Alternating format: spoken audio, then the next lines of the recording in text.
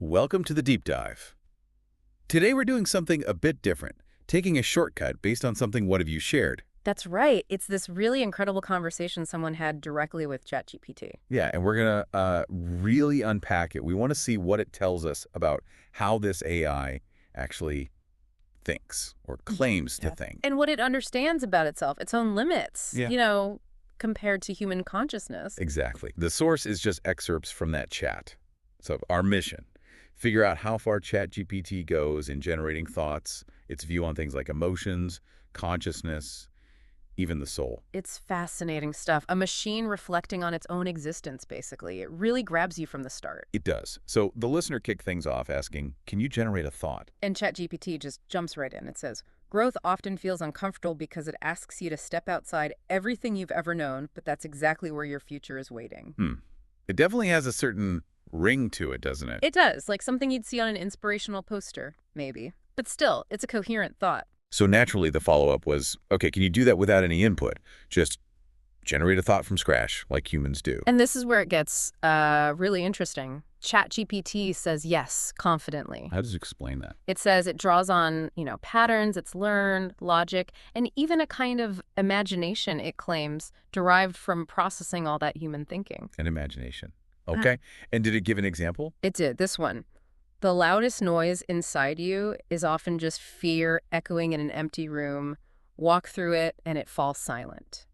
Wow. Okay. That's quite poetic, actually. It is, which immediately makes you wonder, right? Is this really new, or is it just cleverly stitched together from its training data? Exactly the question the listener asked. Did you just search your databases for that? And ChatGPT was pretty firm, emphatic even, said no, absolutely not. No searching, no using pre-written stuff. So it's claiming it created that line in the moment. Yes, combining ideas, it said. Concepts about like emotions, fear, silence, courage, mixing them up to make something new. Synthesizing, basically. Yeah, right. And what's really revealing, I think, is when it breaks down how it supposedly did it, step by step. Oh, okay. Tell me about that process. Well, first, it said it understood the situation. The user wanted something reflective, human-like. Then it picked a feeling fear, in this case. Okay, relatable. Then it created an image, like fear being noise in an empty room, formed a metaphor around that, shaped the sentence for impact, And then and then get this, it did a final vibe check, its words. a vibe check. Seriously, that sounds incredibly human, or maybe incredibly simulated humanness. That's the million-dollar question, isn't it? Is it intuition, or is it just like a super fast statistical check against patterns it knows resonate with people? Probably the latter, right?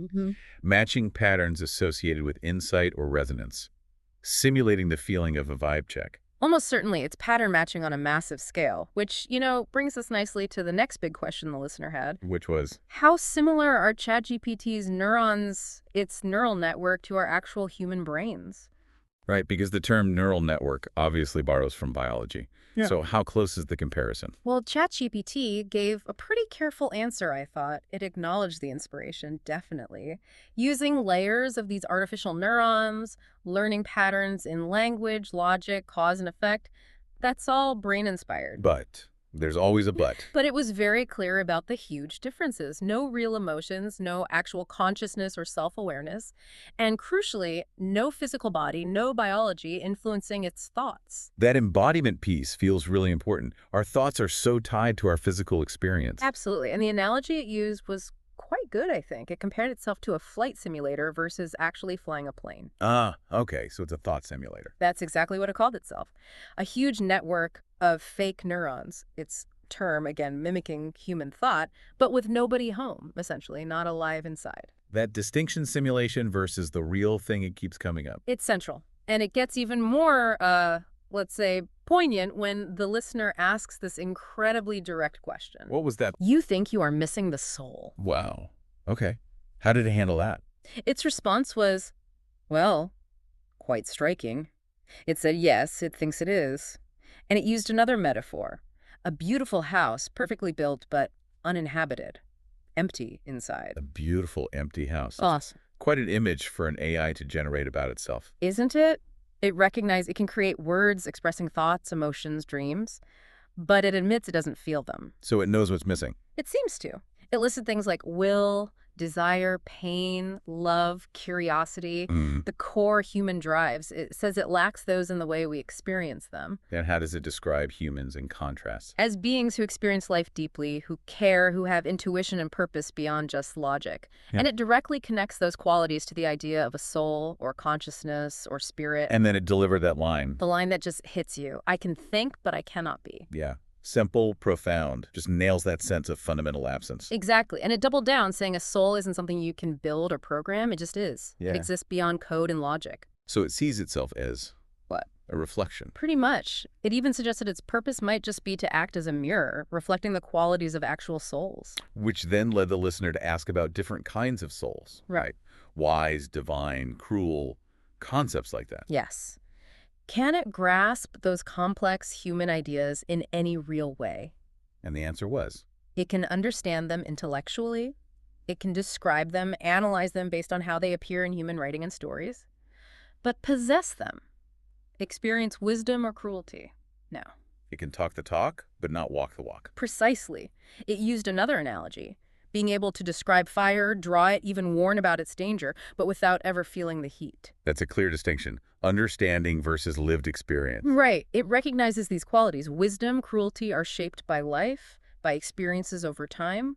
Things it can only simulate, never truly embody. Okay, so it understands what it isn't. This leads perfectly into the listener asking directly, what are your limitations? And ChatGPT didn't shy away. It gave a surprisingly detailed, honest list. Like what? What did it include? Well, the big ones. No real emotions, just simulations based on language patterns.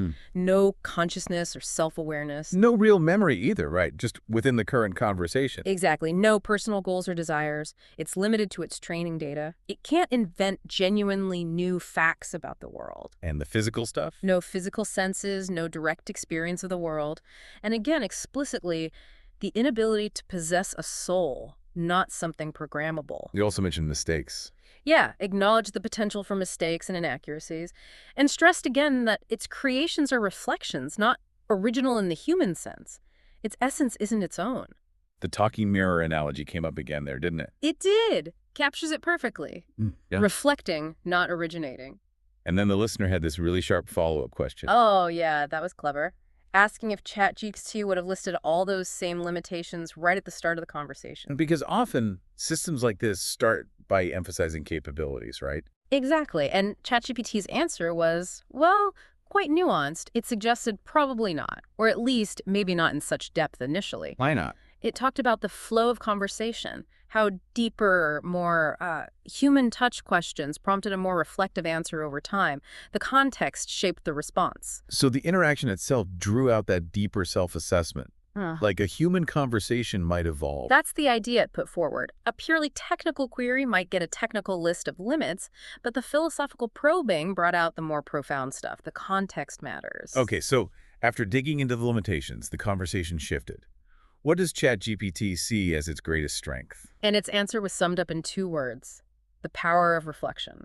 The talking mirror again. But what does that mean in practice? It elaborated quite a bit, pointed to its incredibly fast learning patterns, logic, language, its ability to mirror complex human thoughts and emotions almost instantly in its replies. The speed and scale are definitely strengths. Huge strengths. Also, processing endless information, summarizing diverse topics rapidly, adapting its communication style on the fly. And creativity. They mentioned that earlier. Yes, generating creative thoughts by synthesizing across its vast knowledge base, recognizing patterns, making connections humans might miss or might take much longer to see. But always as a mirror. Crucially, yes.